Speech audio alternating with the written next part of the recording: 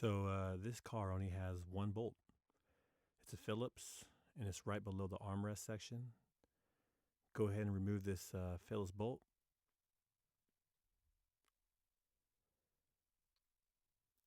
Go ahead and remove this top trim panel here that houses the tweeter. This will allow you to take the door off easier. Once you have that off, go ahead and pull from the sides here with two hands. Use even pressure. There's clips behind this door. There's just pressure fitted in.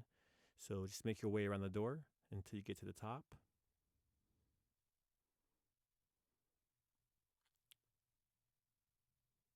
There's also one right behind the window switch here. If you feel like it's tight right there, just a little bit to that left where my hand is at, but behind it is a little clip also. So that's why it's a little tougher there to get it, because it's not on the edge. It's a little bit inside. So once you get all those clips off, you can lift the door off of the track. And if you want, you can let it hang or hold it with some of your weight.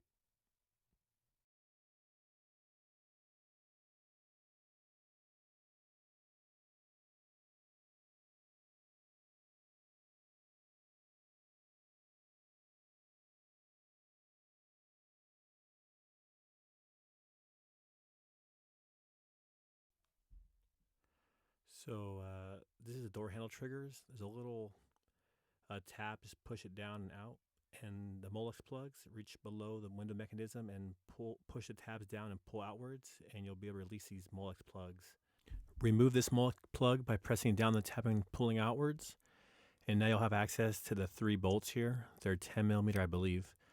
Use your ratchet here and loosen all three of them and take them out.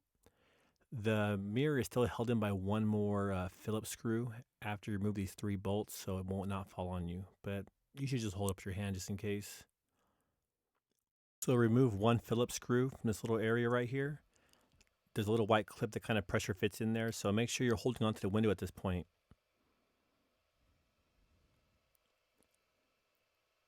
And there you go. And here is the part number. This is the left-hand side for identification. I don't have the right one, but it's just the left.